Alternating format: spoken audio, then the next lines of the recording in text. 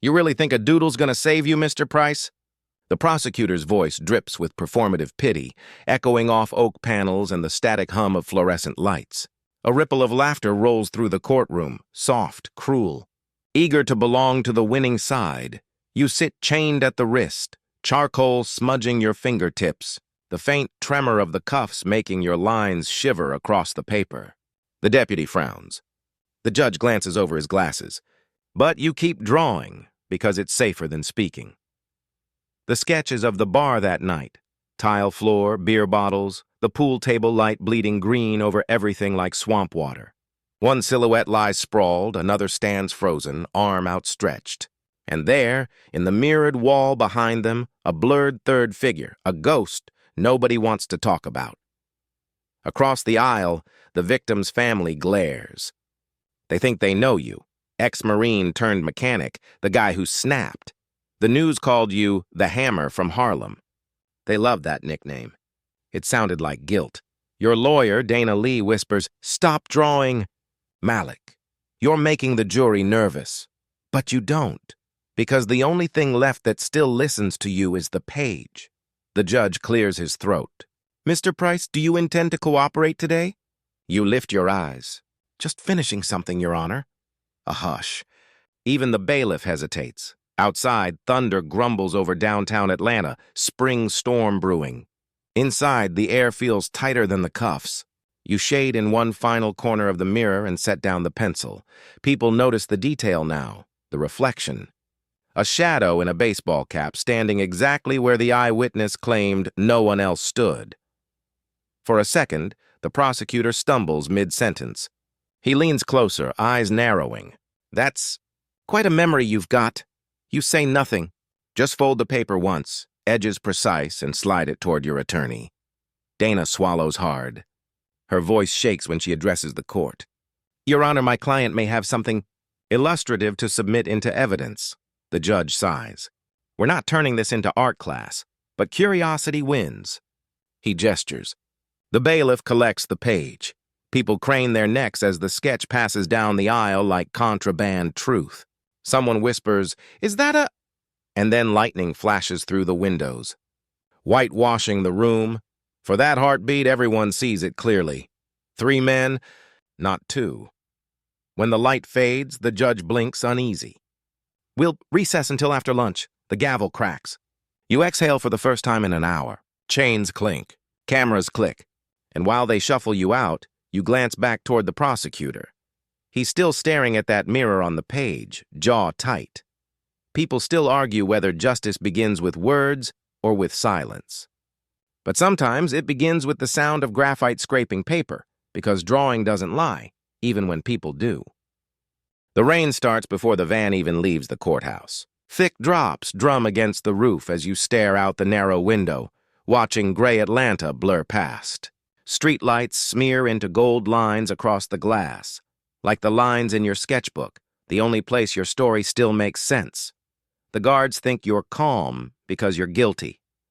But you've learned calm is just what's left when anger burns too long. Flashback to 6 months earlier. The bar smelled like sweat, beer, and old stories. You'd come after your shift at the body shop, still in oil-stained jeans, hands aching, wanting only quiet. But the regulars didn't like quiet, especially not from you. "Hey, soldier boy," one of them called. Brandon Keats, a local loudmouth with too much whiskey and too little self-control. "You fix cars but can't fix that attitude, huh?" You laughed it off, turning back to the jukebox. But the music cut when he shoved you. Then came the bottle breaking, the scuffle, the scream. When the police arrived, Keats was dead, a single blow from the wrench you'd carried home for protection. You told them it was self-defense. They told the world it was murder. That's how your story got rewritten, by men who never met you but knew your type. The media loved the photo of your tattoos, your height, your stare. They didn't show the calluses on your fingers from fixing strangers' engines for half what they owed. They didn't mention that you were the one who called 911. You remember the cell door slamming for the first time, the way sound changes inside concrete. Everything echoes, but nothing reaches you. Nights blend into graphite sketches, faces of guards, the way light bends off the bars. The pattern of your mother's hands from memory. In court, they said you had a violent history. They didn't mean your combat record. They meant your neighborhood. Dana Lee came in halfway through the case, a young public defender with sharp suits and tired eyes. She'd inherited the file like a curse. You'd already been labeled non-cooperative because you didn't speak much. "I'm here to help you, Malik," she'd said. "But you have to give me something." You'd slid a sketch across the table, the bar scene, rough lines, raw emotion. She blinked. "You drew this from memory?" "Only thing they didn't take from me," you said. She hadn't known what to do with that. Not yet. Back in the present, the van hits a pothole. Your cuffed wrists jolt. You glance at the guard, a heavy-set man humming along to country radio. He doesn't care that you're thinking about perspective lines and vanishing points.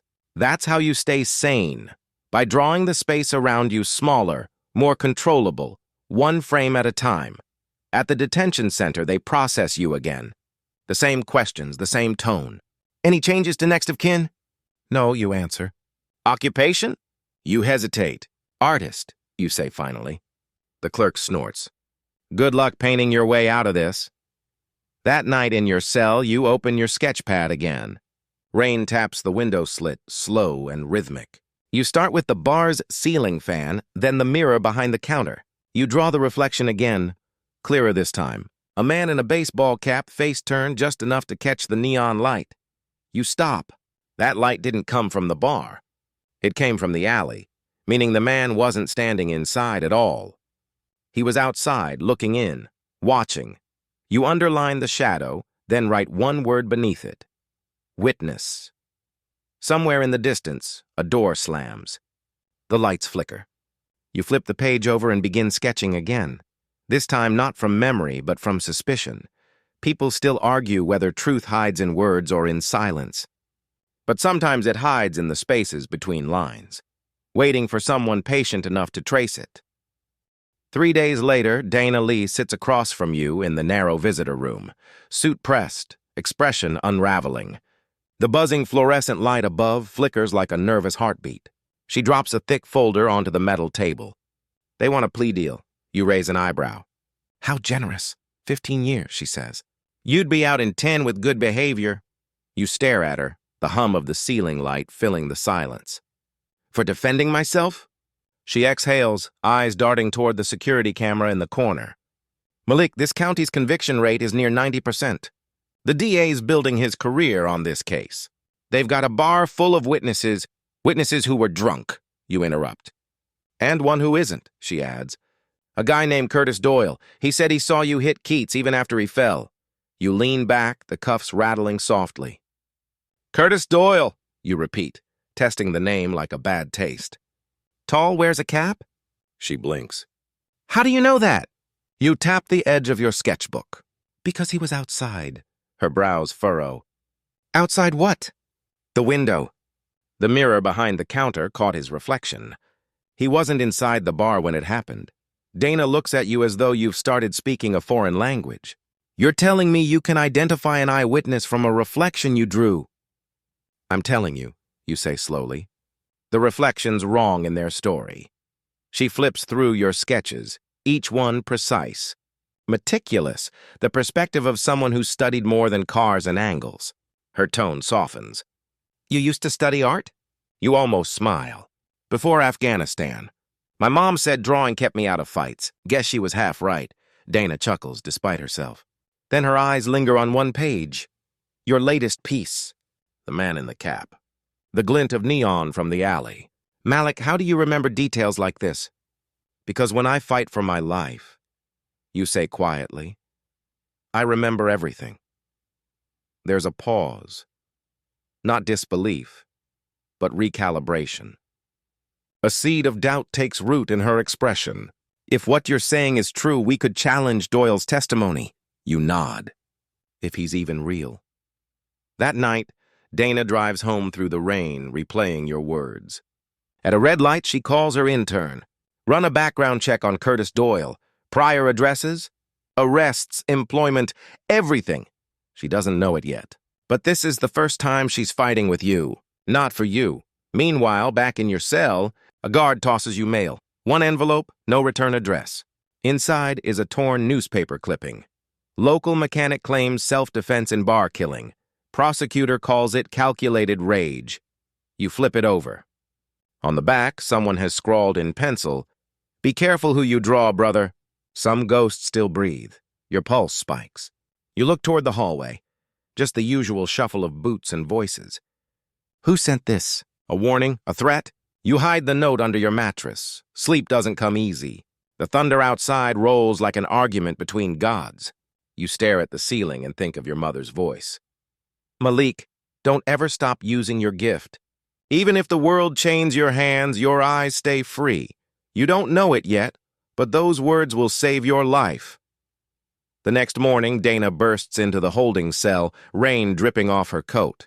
You were right, she says, breathless. Curtis Doyle used to work at the bar, part-time security. But get this, he was fired 3 days before the incident for stealing cash from the register. You raise an eyebrow. So the DA's star witness was a thief. Not just that, she continues.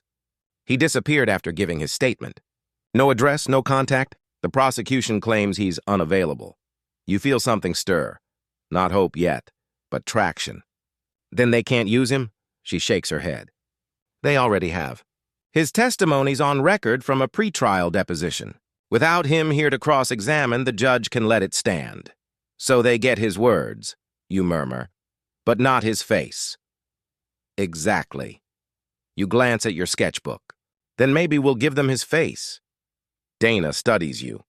Suspicion, admiration, and fear tangled together.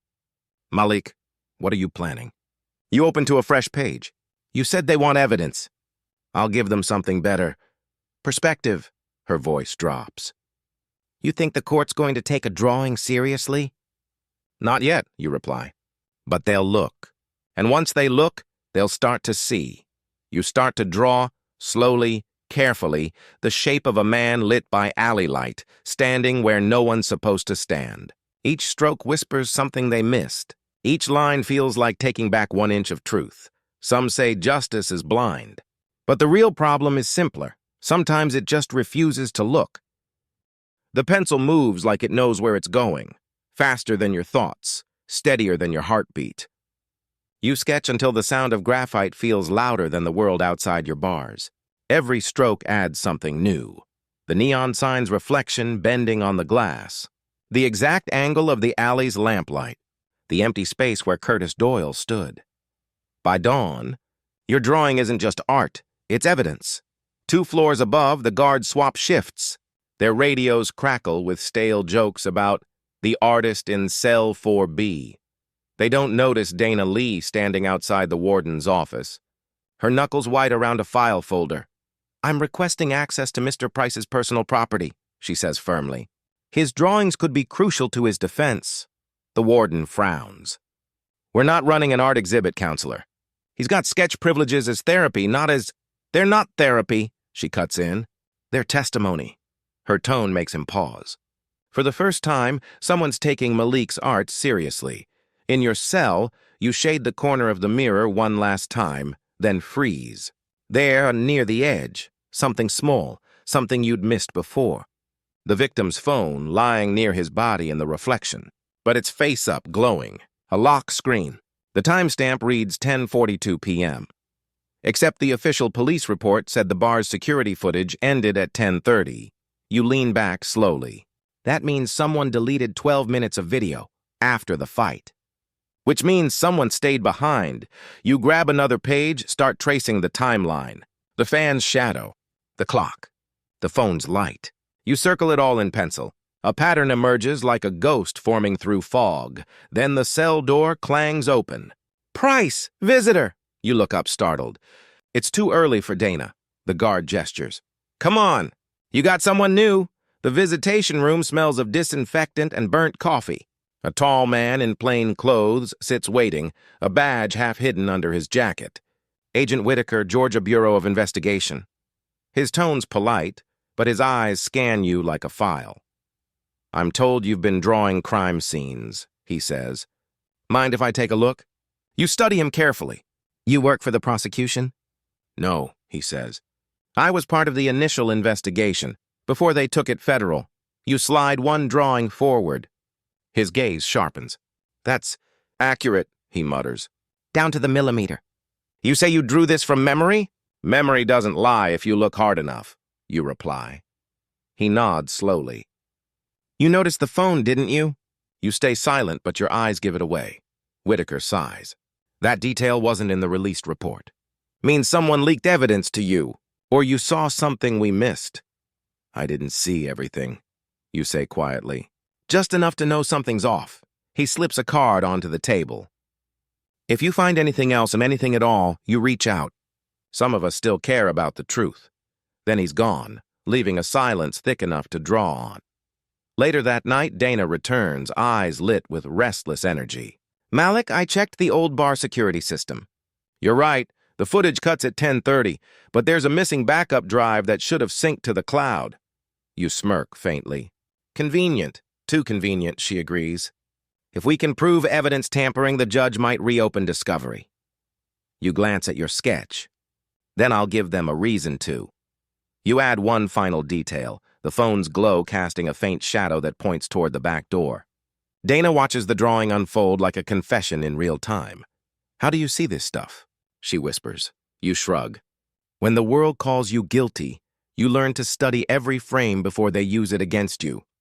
She laughs softly, almost in awe. You know, if this law thing doesn't work out, you could teach forensics. Too many rules, you say. Then your tone darkens. But there's one rule I still believe in. Truth leaves fingerprints, even on lies. When Dana leaves, you sit alone again, staring at your reflection in the steel table. The storm outside has moved on, but thunder still echoes in your chest. You tear out the sketch and fold it carefully, tucking it under your mattress beside the newspaper clipping. As you lie down, a shadow moves past your cell window, too slow for a guard, too silent for an inmate. You sit up, heart pounding. Who's there? Silence. Only the faint sound of paper sliding against concrete. A single note appears under the door. Stop drawing.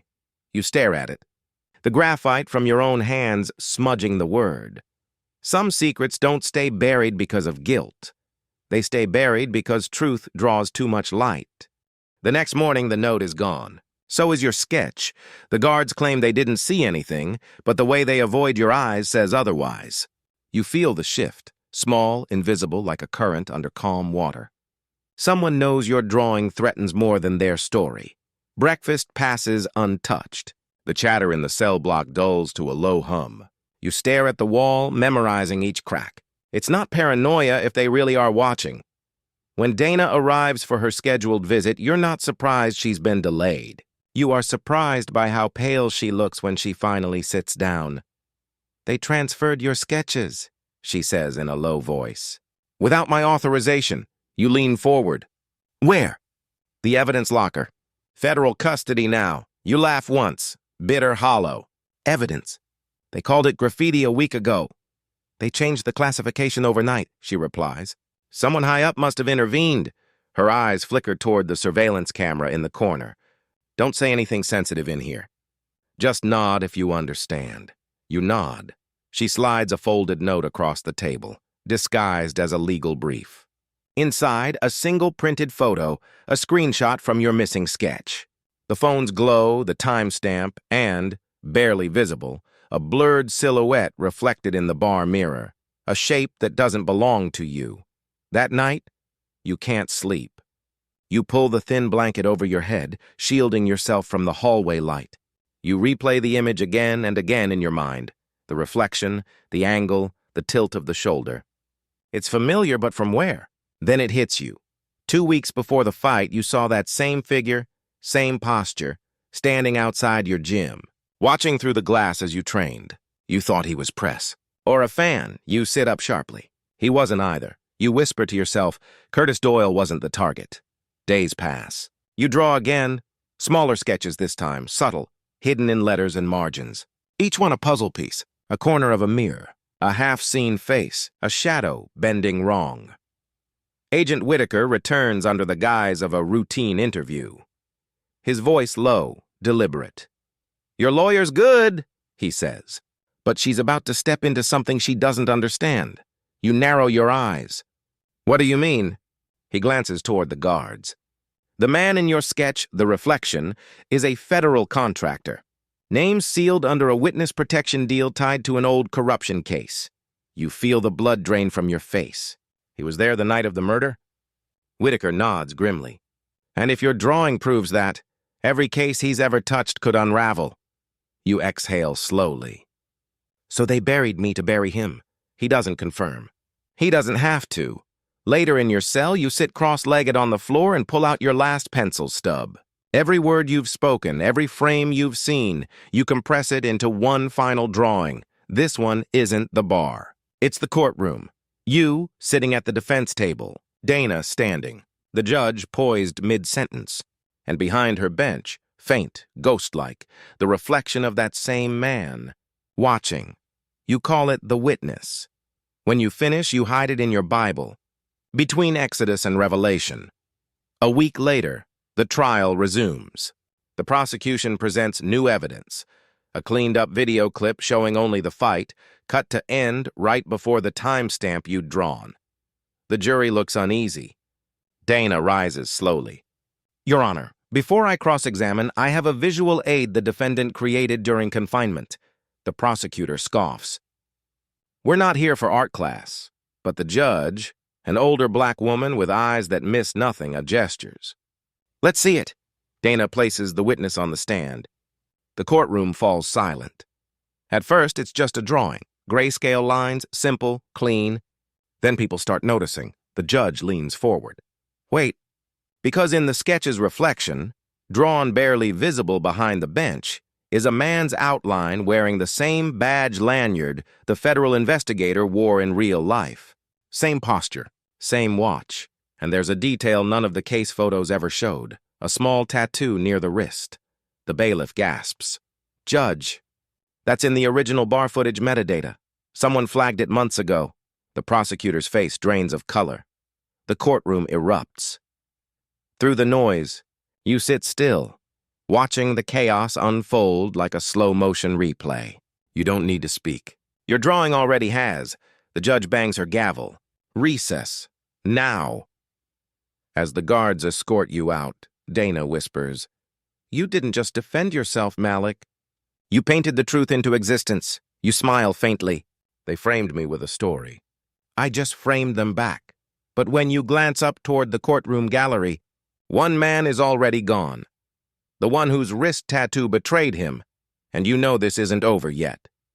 Because somewhere out there, the man in the reflection is still watching. The van rattles through the night, taking you back to the penitentiary.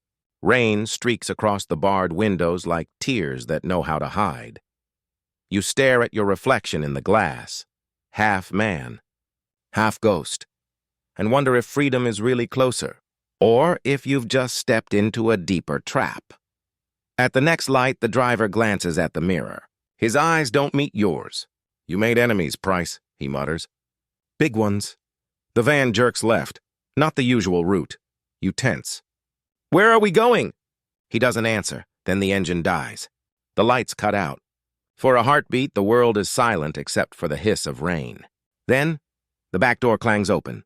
Two men in maintenance uniforms stand outside. Their badges are blank. Transfer order, one says flatly. We'll take it from here. The driver hesitates, but their tone leaves no room. They drag you out, wrists bound, rain pelting your face. The van drives off, tail lights fading, and then you realize you're not near the prison at all.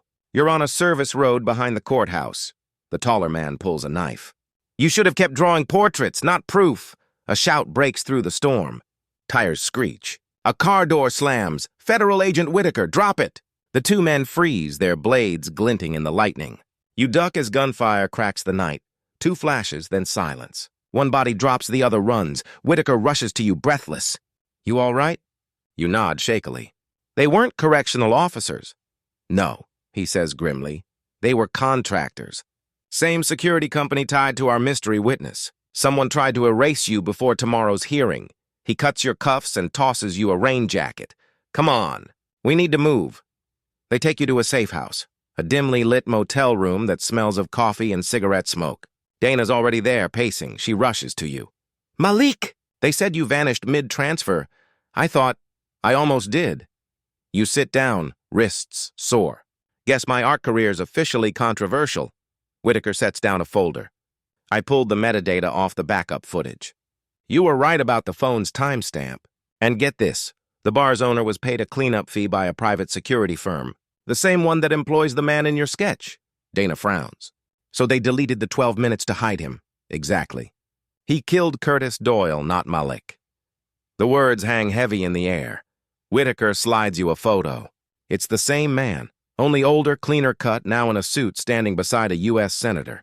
Caption, Senator Reeves and Chief of Security Michael Kellen. Your heart clenches. You point to the tattoo on his wrist. That's the man in the mirror. Whitaker nods. And if he's still protected, this goes beyond local jurisdiction. Dana crosses her arms. So what's the play? You look at the drawing again. We make him see himself. In front of everyone.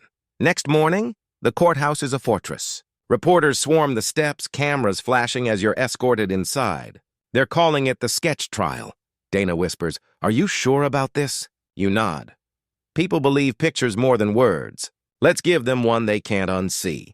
As the hearing begins, the judge addresses the gallery. Due to new evidence, this proceeding is under review. The prosecutor objects, but she waves him off. Mr. Price, you may submit your exhibit. You unfold your final drawing. Not the witness, a new one, larger, darker. It shows the same bar scene, but this time the reflection isn't vague. It's crystal clear. You drew Kellen's full face. The crowd murmurs. The prosecutor stiffens. The judge narrows her eyes. Counselor, I've seen this man before.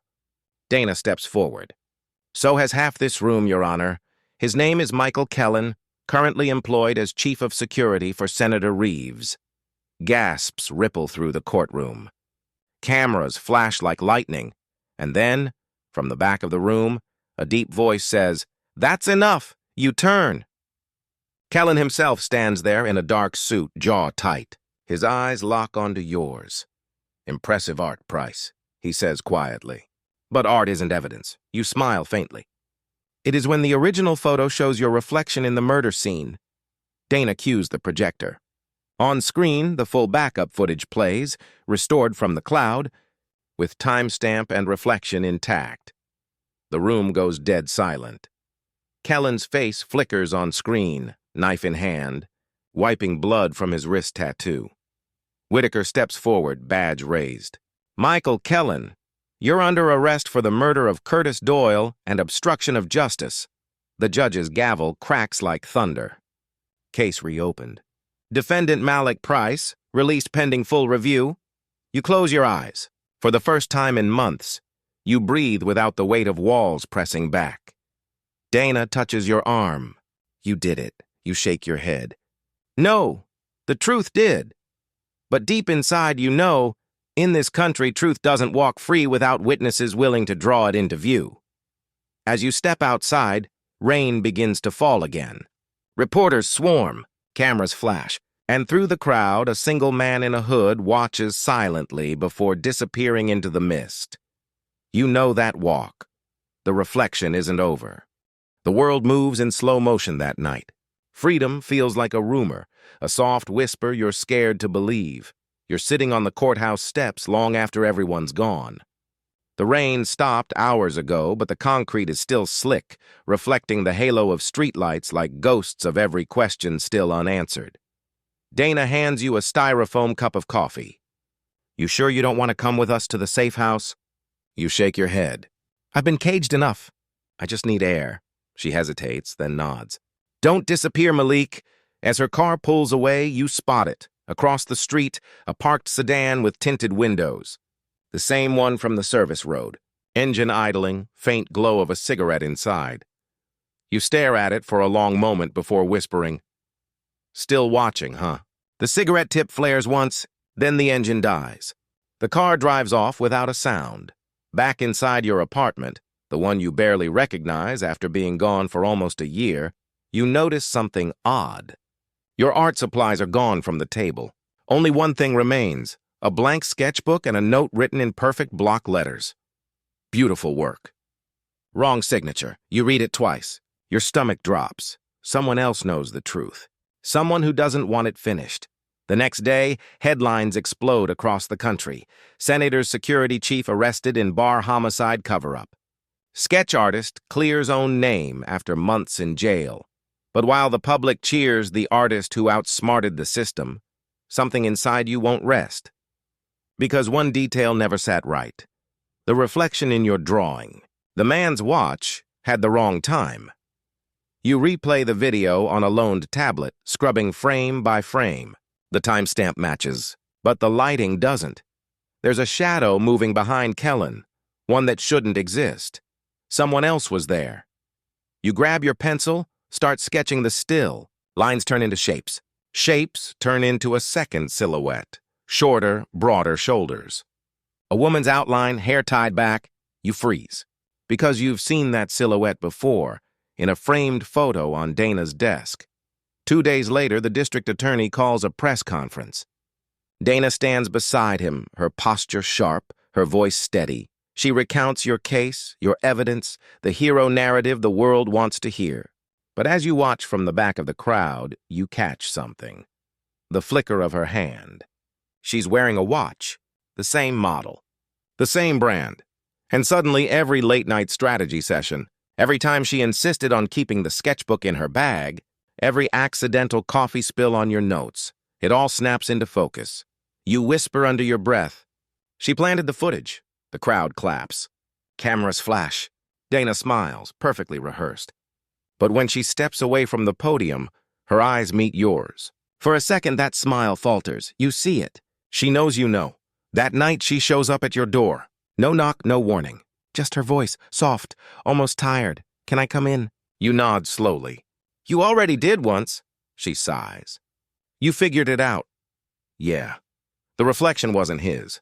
It was yours. Her jaw tightens. He killed your friend Malik, but I cleaned it up.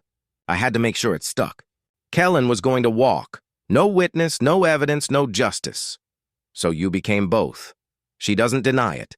You doctored the footage, you continue, and used me, the guy who can draw truth, to sell it. Do you think a jury would have believed a black man's story without a face to blame? She says quietly. I gave them a villain, and you gave them the masterpiece. Silence. You study her, the rain again whispering against the glass. That's not justice. That's theater. Maybe, she says, eyes glistening, but it's the only kind that gets a standing ovation. She slides an envelope across your table. One photograph inside. It's you, standing outside the courthouse. But in the reflection of the glass doors, a figure stands behind you. Not her, not Kellen, someone else, blurred, watching. Who took this? You ask? Her expression hardens.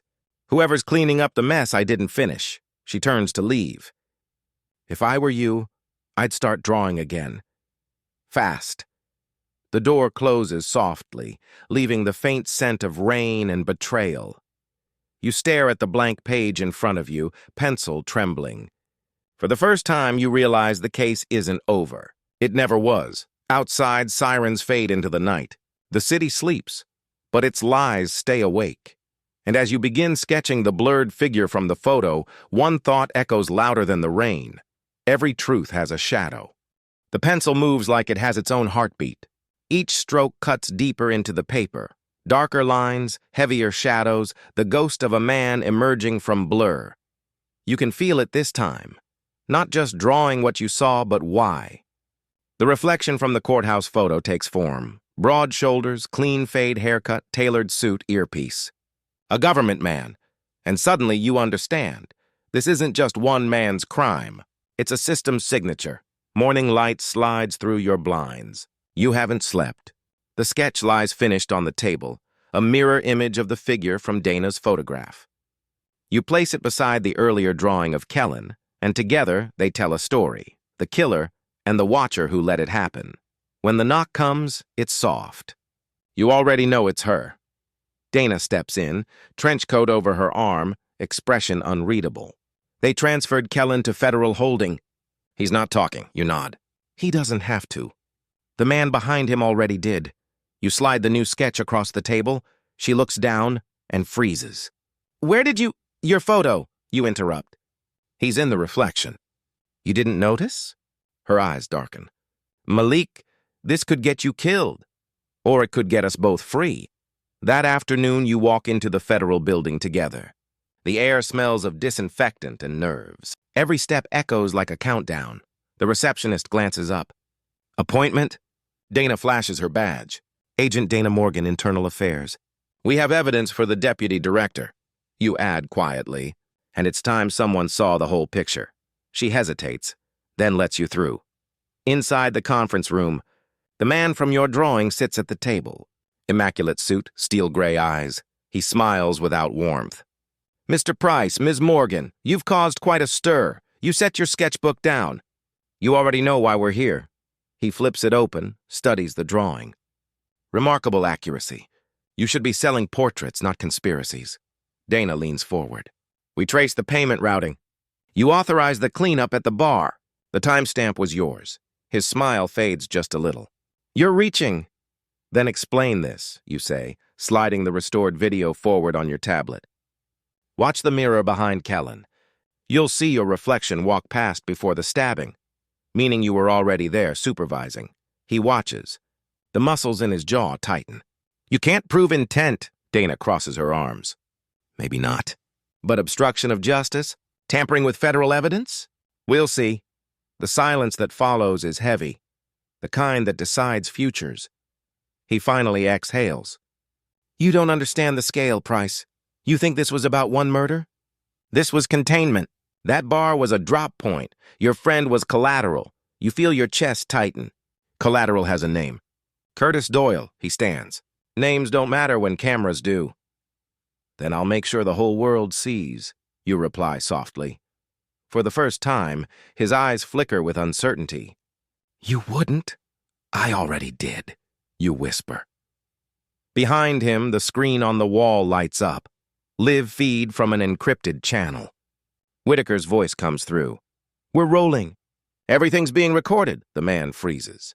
Dana doesn't blink, and just like that, the balance flips.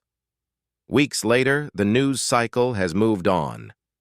The federal man's arrest barely makes headlines, but inside the community center on Maple Street, a small art exhibit opens quietly, titled Reflections of Justice.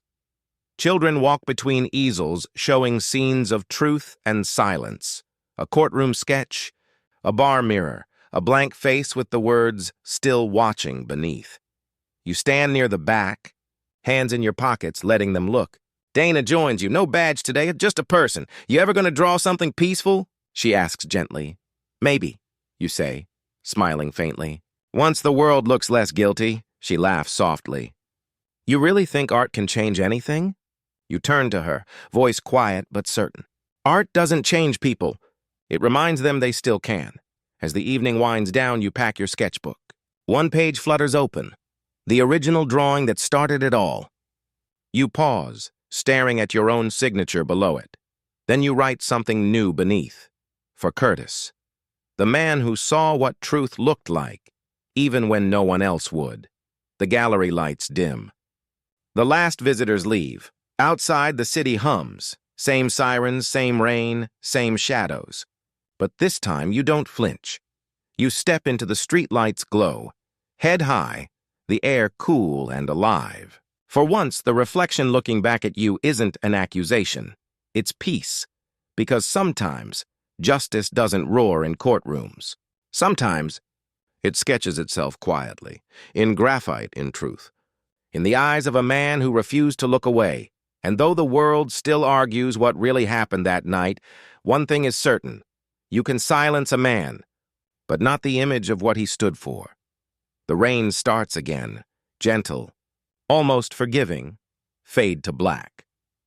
If this story reminded you that justice isn't always loud, sometimes it's drawn in silence, then go ahead and smash that subscribe button and tap the bell. Because more true-to-life stories like this deserve to be seen and heard. Have you ever known someone who was judged before they even spoke? Because of the color of their skin, their job, or the way they carried their truth?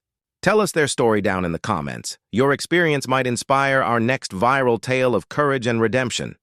And here's a little challenge for the sharp-eyed viewers. There's a quiet moment around minute 7:18 when Malik flips his sketchbook shut. That secretly hints at the next chapter before anyone realizes what he's seen. Watch again and tell us what's drawn in the corner of that final page. Because in this world, just like in that courtroom, the truth doesn't shout. It sketches its own proof.